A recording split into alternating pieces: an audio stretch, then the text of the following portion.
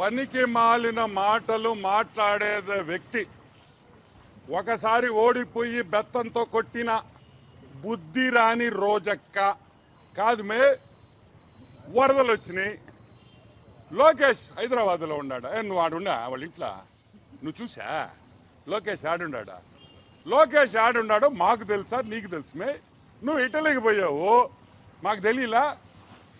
నీ ఫోటో పెట్టింది నేనే కదా. ట్రిమ్గా టైట్గా అసలు ఆ డ్రెస్ వేసుకొని అసలు ఎవర్రా ఇవి ఫారినర్ అనుకున్నా చూసి. రోజెక్క ఇటలీలో నువ్వు మాత్రం ఇటలీకి పోవచ్చు, కాన్స్టిట్యువెన్సీని వదిలేయచ్చు. కాన్స్టిట్యువెన్సీలో అడుగులో పెట్టే మీ కార్యకర్తలకు ఏమవుతుంది ఏమన్నా పట్టించుకున్నామే? నువ్వు మళ్ళీ మమ్మల్ని ప్రశ్నించడం. 24 గంటలు ఆడ పని చేస్తున్నారు. మీ వాడు వచ్చాడు, గేట్లు అన్నాడు, ఫ్లడ్ అన్నాడు, ఆ కాగితం సరిగ్గా కాదు. నువ్వు జగన్మోహన్ రెడ్డిని పంపిస్తావు, ఏం చేయాలా? ఆ కాగితం ఇచ్చి చదివించాలి, 15 సార్లు చదివించండి, అదన్నా కరెక్ట్గా చెప్తాడు. ఈ విధంగా ఈరోజు చంద్రబాబు నాయుడు, అదేవిధంగా ప్రతి మంత్రి ఇంక్లూడింగ్ నారా లోకేష్ ఇంత కష్టపడుతుంటే హైదరాబాద్లో ఉన్నాడంట.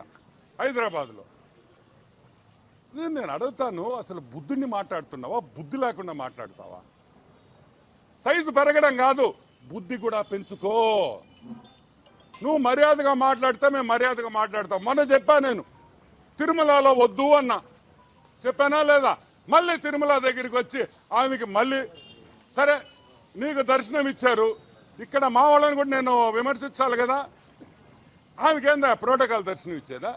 ఆమెకు మళ్ళీ ఒక షాల్వా, పెద్ద షాల్వా, డబుల్ షాల్వా కావాలి. ఆమెకి సింగిల్ షాల్వా జరగదు, డబుల్ షాల్వా కప్పి పంపిస్తారు. ఏంది ఇది? కరెక్ట్ కాదని కూడా నేను మనవి చేస్తున్నా. అసలు తిరుమల నువ్వు దర్శనం తీసుకున్నావు, నువ్వు ఒక ఎక్స్ మినిస్ట్రీ, వాళ్ళు ఏదో నీకు దర్శనం ఇచ్చావు, నువ్వు బయటకు వచ్చి నువ్వేం మాట్లాడతావు? అసలు దేవుడు అంటే నీకు భక్తి ఉందా?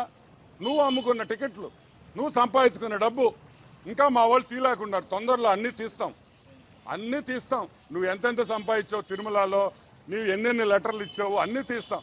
నేను అనేది నువ్వు సహకరించబాకు, పని చేసేవాడిని విమర్శించబాకు. తప్పులే. నిన్నెవరు రమ్మల్లా, నువ్వు విజయవాడకి నిన్నెవడు ఆడ పిలవరు. నువ్వు ఆ మునిగా అట్లీస్ట్ నువ్వన్నా ఉంటే ఆ నీళ్లు మళ్ళీ పైకి వెళ్ళిపోతాయి, 2వ ఫ్లోర్ కూడా మునిగిపోద్ది. సో వద్దు. నేను చెప్పేది ఏంటంటే నువ్వు విమర్శించు, తప్పు చేస్తే విమర్శించు, ఆ విమర్శను స్వీకరిస్తాం. మేము మాలో పొరపాటు ఉంటే మార్చుకుంటాం, మేము తప్పు చేస్తే సరిదిద్దుకుంటాం. ఏదో విమర్శించాలి, ఏదో కెమెరాల్లో పడాలి అనేది కరెక్ట్ కాదు. నారా లోకేష్ ఎక్కడున్నాడో నువ్వు కావాలంటే పోయి మంగళగిరి కాన్స్టిట్యున్సీలో అడుగు, విజయవాడలో అడుగు. పొగులు రాత్రులు పనిచేస్తా ఉంటే కనిపించడం లేదని నువ్వు అంటావు. పద్ధతి మార్చుకో.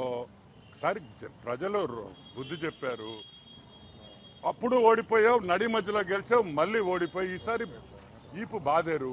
అయినా కూడా బుద్ధి రాదు మేనిక. ఏమైంది మేమిక? మీరు మారరా? మీ మంత్రులు ఏమయ్యారే? మాజీ మంత్రులు ఏం విజయవాడలో వచ్చి తిరగొచ్చుగా? మీ రజనీ ఏమైంది? పెద్ద పెద్ద మాటలు మాట్లాడే మీ మంత్రులు కదా. మీ బొత్స బాబాయ్ ఏమయ్యాడు? ఆడి స్కామే ఇప్పుడు మాట్లాడింది, బొత్స బాబాయ్ గడి స్కాము. ఆయనే మంత్రి, ఇప్పుడు హైకోర్టుకు పోతున్నది కూడా ఆయన కూడా ఒక ముద్దాయి. దాంట్లో స్కామ్లో చూపించే ఇంట్రెస్ట్ ప్రజల కష్టాల్లో ఉన్నప్పుడు కూడా చూపించండి. రండి, మీరు అపోజిషన్లో ఉంటే దూరంగా ఉండకూడదు. కష్టపడండి, చేతులు కలిపి ప్రజలకు సాయం చేస్తాం. అంతేగాని ఆడ కూర్చొని ఏసీలో కూర్చొని మేకప్ వేసుకొని మాట్లాడడం కాదు, మాకు తెలుసు.